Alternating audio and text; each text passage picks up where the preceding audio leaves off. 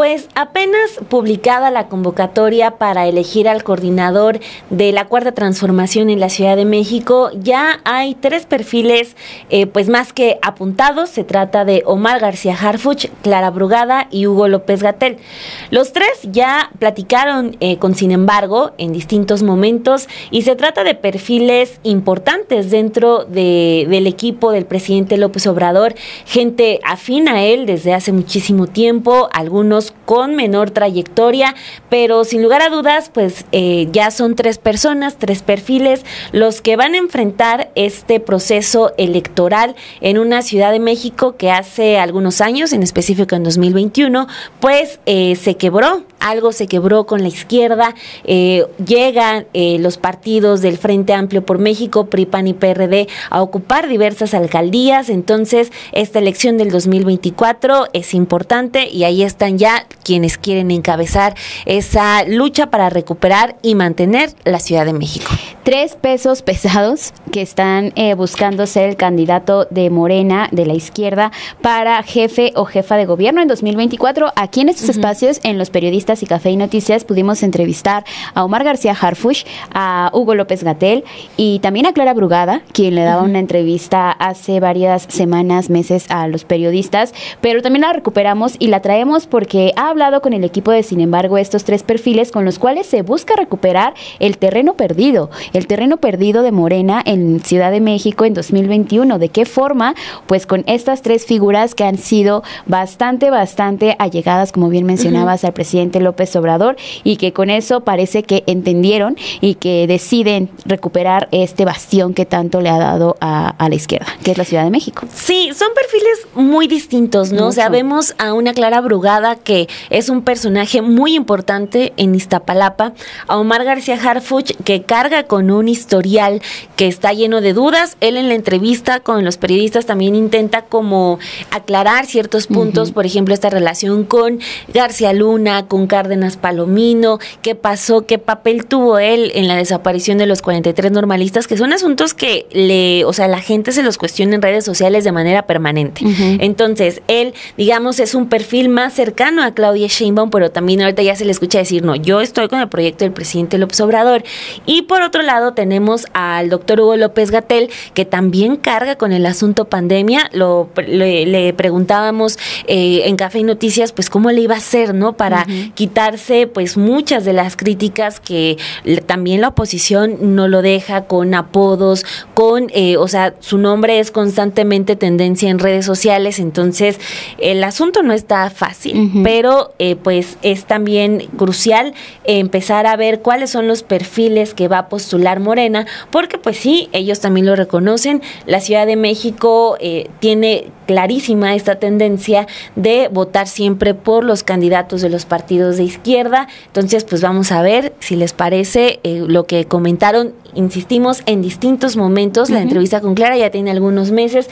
Esta semana ya se habla abiertamente con Harfuch y López-Gatell sobre pues estas aspiraciones. Sí, el subsecretario que fue con el que cerramos la semana, este destape que a muchos sorprendió. Sí, Omar García Harfuch ya se estaba encaminando hacia esa parte, nos sorprende, pero el que definitivamente termina dándole ya el cierre a las sorpresas para las candidaturas de Morena en la Ciudad de México es el subsecretario de Salud, Hugo López-Gatell. Aquí también, como mencionábamos, lo tuvimos en Café y Noticias, y vamos a ver los extractos que seleccionamos en el equipo de Sin Embargo de estos 3 perfiles con los cuales Morena intenta recuperar la Ciudad de México. Yo considero que esta gran ciudad, los capitalinos han votado históricamente por la izquierda. Desde el 97 que tuvimos la oportunidad de elegir a nuestros gobernantes, los ciudadanos de la capital han votado por la izquierda. Tenemos un sector muy progresista y yo quiero encontrarme con ellos, quiero encontrarme con los que decidieron, con los que votaron por Cuauhtémoc Cárdenas desde ese entonces, 1988. Así es, desde ese entonces, con los que han luchado históricamente en los movimientos sociales, con los que han estado participando en los distintos movimientos y momentos democráticos de esta ciudad.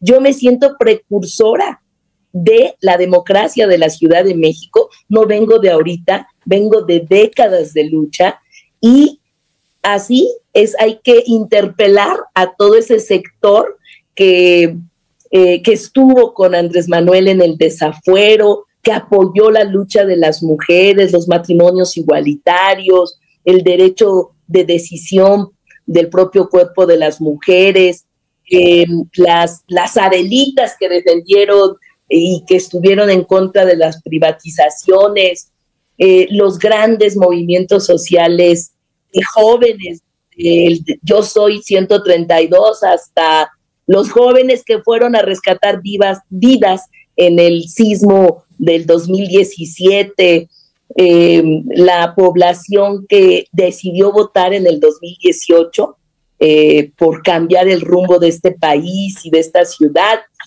y mucha población que hoy está también convencida. La ciudad de hoy no es la misma que la del 2021. Así que por eso quiero más allá de Iztapalapa. Sí, porque la conocen a usted. Porque la conocen en a usted. Iztapalapa, en Iztacalco, en Venustiano Carranza, en Xochimilco, en las alcaldías del oriente, de la capital de la República, pero hay un sector del poniente, las alcaldías del poniente de la capital de la República, muy cargadas a la derecha. Aunque no es el 2021, se va a encontrar usted con una población muy conservadora, Clara. Bueno, primero, seguramente a finales del año pasado, pues me conocía poca gente, muchos de toda esta zona que tú comentas, ¿no? Pero ahora no, el 72% de toda la ciudad me conoce. Estoy prácticamente en el mismo nivel que conocen a todos, a muchos otros que aparecen en las encuestas, ¿no? Estamos al mismo nivel de conocimiento de la población. Entonces, han pasado muchas cosas en estos meses que ha provocado que nos conozcan y que pues la gente también se vaya dando dando opiniones hacia dónde, con quién y demás. Y obviamente pues esta ciudad tiene distintas preferencias electorales. Sin embargo, esta ciudad no es la misma del 2021, que estábamos en pandemia prácticamente, que no teníamos la información suficiente. Hoy han cambiado las cosas. Sí, hay un sector que es muy conservador, pero hay que conquistar a todas. Perdón, es justamente, si hay un sector, como el mismo presidente dice, pues es un sector al que difícilmente vas a convencer. No lo puedes convencer, es un sector muy claramente, y se vale, es que pues claro. no importa, pues es un sector que ahí está, pero hay otro sector sobre el que sí hay que dar la batalla. O sea, alguien de izquierda, pues tiene que dar la batalla y que se merece acercarse y conquistar como usted. Que no se movilizó en 2021, por ejemplo. Correcto. ¿No salió a votar? Justamente, coincido con este diagnóstico. Tenemos una clase media que puede estar como diferenciada, ¿no? Una clase media conservadora históricamente, pero hay una clase media progresista. Sí lo hay. Que no se expresó electoralmente en el 2021, pero que nos apoyó en el 2018, o que nos ha apoyado en todas las luchas históricas. Así que hay que ir por esa población para presentar las propuestas, las agendas, conquistarlos. Esa es la gran tarea. Y es una tarea muy grande, muy importante, pero aquí estamos los que dimos la lucha histórica y queremos que esta ciudad siga teniendo avances democráticos, que sea la más defensora de los derechos humanos, que esta capital se conozca por ser el centro tecnológico y científico de México y de América Latina, que sea la ciudad con mayor inversión en lo cultural, que se invierta en los creadores, en los artistas, que nos sintamos orgullosos de tener una ciudad diversa y que defienda a las mujeres. Como yo les he dicho, o sea, la cuarta transformación tiene una deuda con las mujeres, ¿verdad? Tenemos que seguir ahondando, así que una ciudad que sea una ciudad cuidadora para reducir el trabajo que ha quedado históricamente en las mujeres. Así que las feministas, los intelectuales, la gente de izquierda, adelante, tenemos que seguir construyendo esta gran ciudad. Creo y coincido plenamente en los valores y en la ideología del presidente Andrés Manuel y de la doctora Claudia Sheinbaum. ¿Por qué? Porque mi servicio y mi ideología no empezó hace 4 años que yo me integré al equipo con la doctora. ¿En qué creo y en qué coincido plenamente? A ver. Me duelen las injusticias que llevo muchos años viendo. Mi servicio no empezó ayer, repito, no empezó hace 4 años. Llevo mucho tiempo sirviendo a mi país con un compromiso absoluto. Mi tarea, y ahorita explico en qué coincido plenamente y por qué quiero continuar el proyecto de la doctora Claudia Sheinbaum en la Ciudad de México, si así lo permite la ciudadanía, que es quien elige. Llevo muchos años recorriendo el país en tareas operativas. Mis puestos nunca fueron en un escritorio, en un aire acondicionado, hasta que alcancé un puesto de mando. Me duelen las injusticias, como lo ha dicho el presidente y la doctora Claudia Sheinbaum una y otra vez. Me duele la falta de oportunidades y también me duele muchísimo una cosa: la violencia que sufre gente honesta a manos de mucha gente muy cobarde y abusiva, que por medio de la violencia pues lastima constantemente a los que no pueden defenderse. Creo plenamente en servir a mi país. Eso lo llevo haciendo muchos años y eso es lo que quiero hacer. ¿Pero es de izquierda? Coincido plenamente con los valores de Morena, por eso me anoté por Morena. No, pero Hoy, con la doctora Claudia Sheinbaum, creo totalmente que los principios de izquierda son los adecuados para continuar con la transformación de este país. En estos 4 años, ¿qué aprendí y qué confirmé con la doctora? Plenamente. La atención a las causas. Si no es con fuerza. Yo tenía también otra manera de trabajar. Nunca y siempre con absoluto respeto a los derechos humanos, pero mi trabajo como policía estaba acotado plenamente a una simple operación policial. Hoy creemos que atendiendo las causas se pueden mejorar las oportunidades de muchos jóvenes. Hoy me considero de izquierda y voy a defender los principios de la Cuarta Transformación con la lealtad que siempre me ha caracterizado.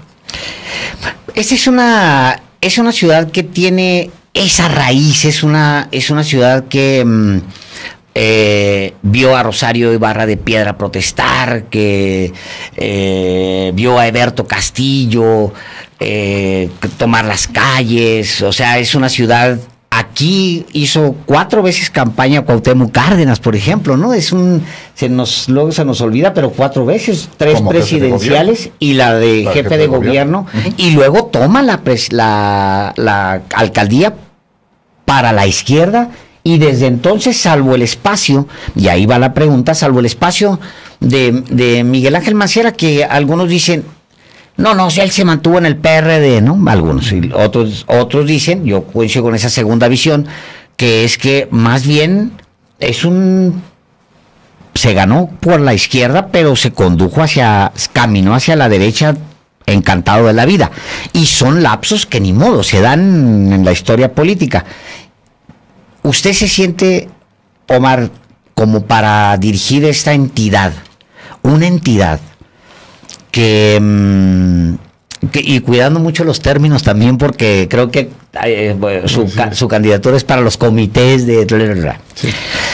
Una ciudad que ha sido, que es y sigue siendo un bastión de la izquierda. O sea, es una responsabilidad, digamos, ideológica muy fuerte. Sí. ¿Y se siente usted como para abanderar esa parte?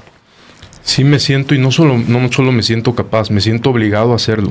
Como se lo comenté ahorita a Álvaro contestando a su pregunta, estoy plenamente convencido de que tenemos que defender el movimiento que a esta ciudad tantos años le ha costado. Yo no fui parte de ese movimiento, tampoco quiero aparentar algo que no soy, ni decir algo que hice cosas que no las hice. A mí me tocó un servicio en otra trinchera, pero también serví a mi país en distintas causas.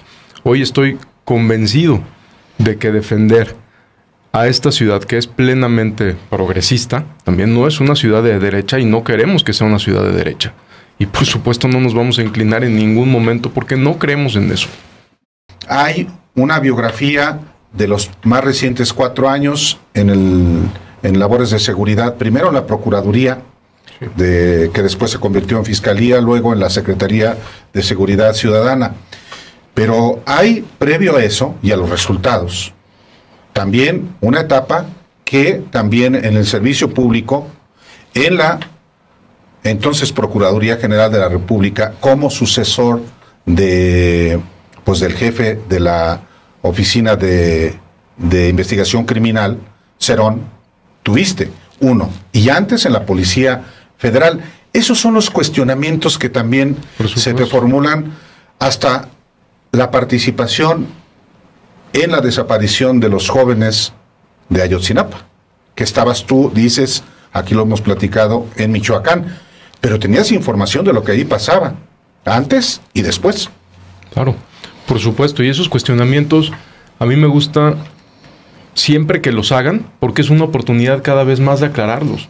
Primero, me voy por la primera.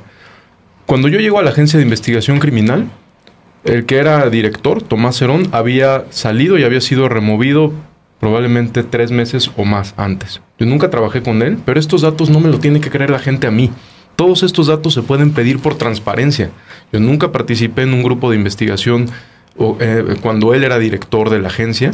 Cuando estaba Tomás Cerón. Cuando estaba Tomás Cerón, yo estaba en la Policía Federal. Sí. Y en la única mesa que coincidí con él fue cuando yo ya estaba en Gendarmería, comisionado a Gendarmería, adscrito a Gendarmería, y en una reunión famosa que se filtra, una bitácora que para mí fue muy conveniente que se filtrara, de que estábamos en una mesa participando en la investigación y búsqueda de los jóvenes. Y ahí mismo, en esa bitácora que se filtra, cuando decían que yo estaba como coordinador estatal de Guerrero, en esa misma bitácora me acredita como jefe de la Gendarmería, como coordinador de Gendarmería. Entonces, primero, con Tomás Cerón en la Agencia de Investigación Criminal, en la PGR, cuando era todavía PGR, nunca participamos, nunca coincidimos en un trabajo juntos. Yo llego 3 meses después de que él había sido removido, salgo de la Policía Federal para tomar la titularidad de la Agencia de Investigación Criminal, con otro procurador, no, ni siquiera con el mismo procurador al que Tomás Cerón sirvió. Exactamente, yo llego cuando estaba de procurador recién nombrado Raúl Cervantes. Nunca participé en la Procuraduría tampoco con Murillo Karam. Y estas oportunidades para mí son muy importantes poderlas aclarar. Claro. Antes, en la Policía Federal, me voy a Agencia de Investigación Criminal, después en la Policía Federal. Obviamente es lamentable, y no solo lamentable, es muy doloroso que cuando has servido a tu país por mucho tiempo te relacionen con el caso más delicado y más cruel que le duele a este país, la desaparición de 43 jóvenes. Cuando yo digo que estaba en Michoacán, como lo he comentado en varias entrevistas, en varias reuniones y en varias diligencias, no es porque yo diga, estaba con 2 personas testigos en Michoacán, eran despliegues enormes. Si yo hubiera estado, hubiera participado en la investigación, hubiera tenido el mando en Guerrero, pues hay 300 o 400 personas que podrían decir sí, él estaba. Así como hay 300 personas que pueden decir, pues no estaba. Eran despliegues muy grandes. Sobre si sabíamos qué pasaba o no en Guerrero. Por supuesto que tuvimos cualquier cantidad de detenciones. Ahora, ¿cuál era mi puesto también? Coordinador estatal de la Policía Federal. Yo no era el jefe de división de investigación de la Policía Federal, no era el jefe de división de inteligencia. Teníamos información, por supuesto, no solo yo, todo el gabinete que teníamos sesiones continuas en el Estado. Entonces, pues nunca participamos en el mando de la policía cuando ocurre esta tragedia. Anterior a esto, Agencia de Investigación Criminal, Iguala, antes. García Luna en el sexenio de Felipe Calderón. Dicen, oye, es que tú eras policía federal cuando Genaro García Luna era secretario de Seguridad Pública. Sí, claro. Yo y 39,000 compañeros más. 39, sí. 39,000. Cuando Genaro García Luna era secretario, yo entro a la Policía Federal como jefe de departamento.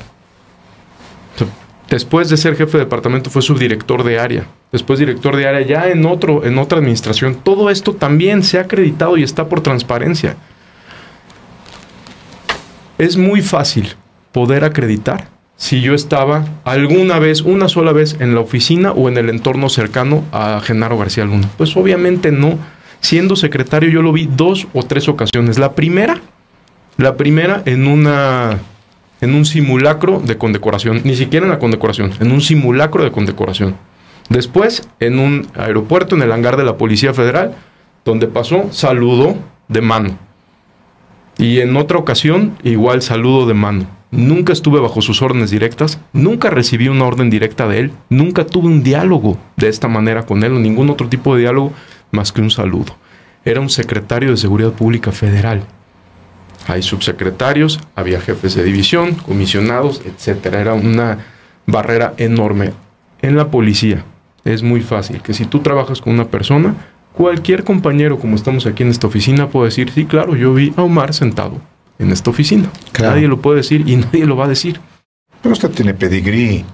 No era cualquier muchacho en la Policía Federal, hijo de Javier García Paniagua, nieto del general secretario Marcelino García Barragán.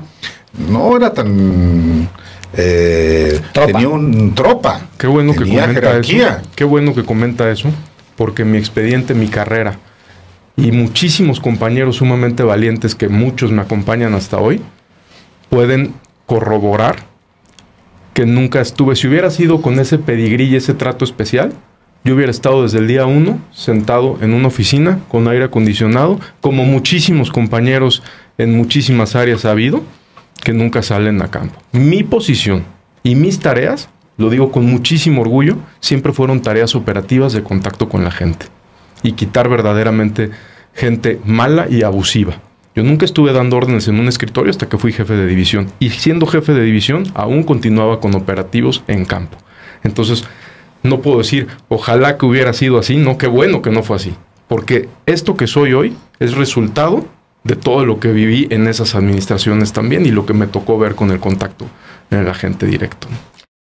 ¿Qué le dice usted a la gente? ¿Qué va a ofrecer? Porque esta ciudad tiene mucha pobreza, tiene desigualdad, una profunda desigualdad, tiene muchas necesidades en la calle. ¿Qué es lo que ofrece Omar García Harfuch para la calle? Nosotros no podemos hacer como tal todavía propuestas, pero principalmente es la continuidad de lo que hizo la doctora.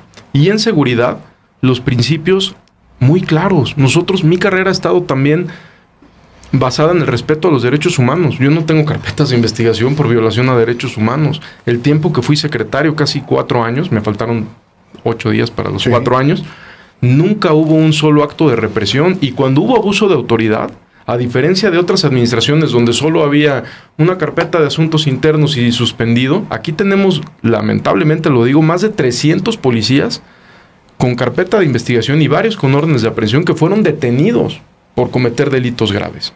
Nosotros, en estos 4 años, lo que hemos demostrado desde la Secretaría fue un respeto absoluto de derechos humanos. Volviendo al inicio en que coincidimos con el señor presidente, pues por supuesto esa visión humanista que tiene. O sea, nosotros tenemos que actuar con absoluto respeto a los derechos humanos y eso es lo que hemos hecho. Queremos dar continuidad a tener una policía cada vez más capacitada y equipada para cumplir su misión con mayores derechos, con mayor respeto a los derechos humanos. Eso es una institución de más de 80,000 personas. Pueden pasar hechos aislados que son castigados por la autoridad y que jamás permitimos que quedaran impunes. Entonces, principalmente lo que nosotros queremos es una continuidad de lo que hizo la doctora y de varios proyectos que retomó de cuando estuvo el presidente como jefe de gobierno y que después en algún momento también se perdieron varias cosas. el presidente lo destapa ya formalmente hoy en la mañanera. ¿Cómo fue ese aviso que le da de que pues ya se separa de la Subsecretaría de Salud, doctor? Sí, como no, primero lo que quiero especificar, ha habido en la sociedad un poquito de confusión sobre en qué etapa estamos de las dinámicas políticas. En este momento no hay ningún periodo electoral abierto, no hay ninguna convocatoria a ningún cargo de elección popular, y lo que estamos hablando es de un proceso interno del Movimiento de Regeneración Nacional para definir a la persona que pudiera coordinar los comités de defensa de la transformación. Y eso es a lo que yo me he ofrecido como un precandidato, aún por registrarme. Ahorita podemos comentar sobre el proceso. Y en su momento yo lo que hice, siendo un servidor público, como lo soy todavía, fue desde luego hablar con el jefe de la nación, el jefe del gabinete federal, que es el presidente. Esto ocurrió hace varios meses. Yo fui analizando.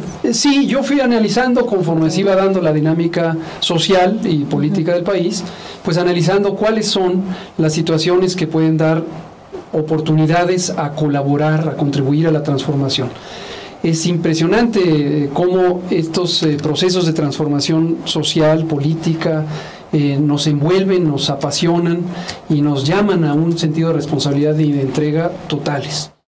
Pero conforme fue pasando el tiempo, ya en este momento post-pandémico, me hice la pregunta de ¿y si contribuyo más poniendo al servicio de la transformación pues mis capacidades, tanto intelectuales como emocionales, mi convicción política, que desde luego la tengo, es muy profunda, es muy añeja, y entonces se lo planteé al presidente? Desde luego él, fiel a su principio, hoy mismo lo expresó, pero lo ha expresado siempre, dijo dos cosas. Dijo, no voy a favorecer a nadie porque esa es mi convicción por el bien del proceso de transformación y el bien de México, pero me parece una excelente noticia. Me dijo, eres un cuadro profesional, técnico y político incluso, bien formado, que puedes contribuir, ¿no? Confío en el sentido que puedes hacer el bien. Ya conforme fueron pasando los meses, y ya más reciente, y una vez definida Claudia, la doctora Sheinbaum, como coordinadora de la transformación, me dijo, habla con ella. La plática con Claudia fue fabulosa. La doctora Sheinbaum la conozco desde que éramos estudiantes. ¿En dónde se en el movimiento estudiantil de los años 80 y 90. Coincidimos, desde luego tenemos distintos campos y alguna diferencia de edades, pero estábamos en el mismo movimiento, en la misma corriente política, en la misma visión. Tuve el privilegio de estar en casa de ella con otros compañeros escribiendo documentos toda la noche y demás, miles de veces. Y entonces la experiencia de ahora fue para mí interesante porque fue como volver a ver a Claudia de siempre, ¿no? Con una sinceridad, con una apertura, con una candidez impresionantes. Y me dijo, claro, regístrate, es muy importante que te registres, el proceso va a tener vitalidad en la medida en que esté activo con distintas visiones, pero además recuperamos pues obviamente el entendimiento y las coincidencias que hemos tenido toda la vida. Y entonces me dijo, va por aquí el proceso, ¿no? Entonces decidí que lo hago, le notifiqué al presidente como él me pidió, me dijo, una vez que hables con ella dime qué va a pasar y vamos a definir el proceso en donde obviamente todos lo hemos dado por sentado, hay que separarse del cargo. Como él ha dicho, y lo volvió a decir hoy en la mañana, puede no pedirlo la ley o la convocatoria del proceso interno, pero es un compromiso moral. Uno no puede estar dentro del gobierno y a la vez haciendo un proceso interno que obviamente está en un segmento del espectro político. ¿Cuándo se va a separar del cargo entonces, doctor? Bueno, estamos definiendo la formalidad, seguramente no podrá pasar del fin de septiembre. En sentido estricto, la convocatoria a lo que está convocando es a inscribirse en este momento. La convocatoria para aspirar a ser la persona coordinadora de los comités de transformación en la Ciudad de México se abre 2 días, lunes 25, martes 26. Y luego hay un proceso deliberativo interno del partido Morena, en donde puede ser que haya muchas personas que se inscriban, pero solo 6 podrán pasar a ya el proceso en las siguientes etapas y eventualmente llegar al proceso de la encuesta. Desde luego, si no quedo en esa parte, pues es como si no me hubiera registrado, y yo estoy sujeto a las reglas del proceso. si tengo la oportunidad y el honor de pasar a las siguientes etapas, pues ya se hace efectivo. Y de acuerdo con las fechas de la convocatoria, eso se conocerá el 30 de septiembre. De octubre. Es que había una errata. Decía octubre, okay. Ya se anunció que se va a modificar y va a ser 30 de septiembre.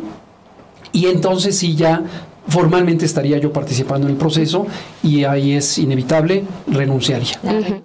Ahora, respecto a la ciudad, efectivamente en 2021, en las elecciones intermedias, tuvimos una redistribución de las preferencias político-electorales. La mitad de las demarcaciones territoriales empezaron a ser gobernadas por los partidos de oposición a la transformación. Y que fue muy fuerte porque pues la ciudad ha sido un bastión para la izquierda. La ciudad ha sido, yo diría que sin menospreciar a ninguna otra entidad federativa, el motor de la transformación progresista del país por muchas décadas, ¿no?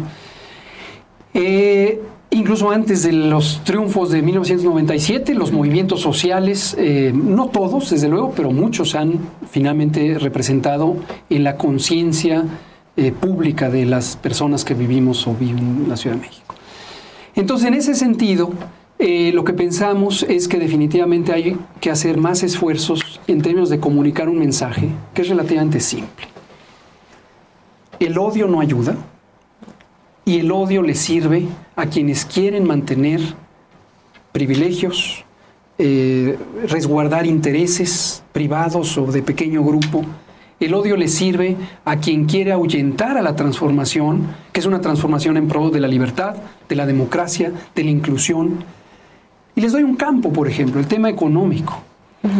A mí me han tachado muchas veces, con intención, no es un acto casual, es una propaganda política, es parte de la famosa infodemia, se exacerbó durante la pandemia, de ser un enemigo de la iniciativa privada, ¿no? Si yo tomo a la iniciativa privada como ciertas grandes corporaciones que hacen daño a la salud, el tabaco, por ejemplo, no hay duda, yo no quiero que exista el tabaco porque el tabaco daña la salud y eso nadie me lo puede refutar, pues está científicamente demostrado desde hace 90 años.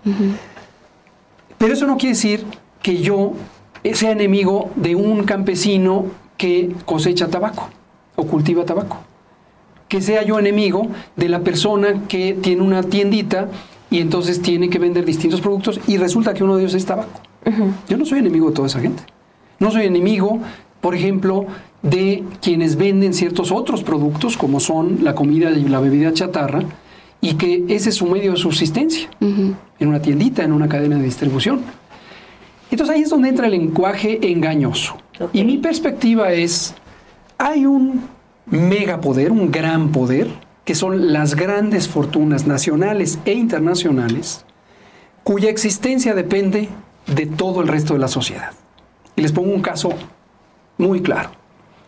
En la industria refresquera, en México incluso, tenemos a magnates grandes. Y esos magnates grandes son los que no han pagado impuestos, son los que han explotado laboral y socialmente a sus trabajadores, son los que han explotado y consumido los mantos acuíferos en Chiapas y en muchos otros lugares y producen un líquido que es dañino para la salud y eso está también científicamente demostrado, es el motor de la epidemia, la pandemia de obesidad, sobrepeso, diabetes, enfermedades crónicas. Para ahondar sobre este punto, también son industrias las que usted bien listaba con mucho poder y mucho dinero. ¿Cree usted, porque pues al presidente le pasó en su momento, o sea, hubo poderes, hubo hombres que pusieron dinero para orquestar campañas, para detenerlo? Justo. ¿Usted sospecha que pueda ocurrir algo así con usted, por ejemplo, la industria tabacalera, la refresquera de comida chatarra? Sospecho ampliamente que eso puede ocurrir.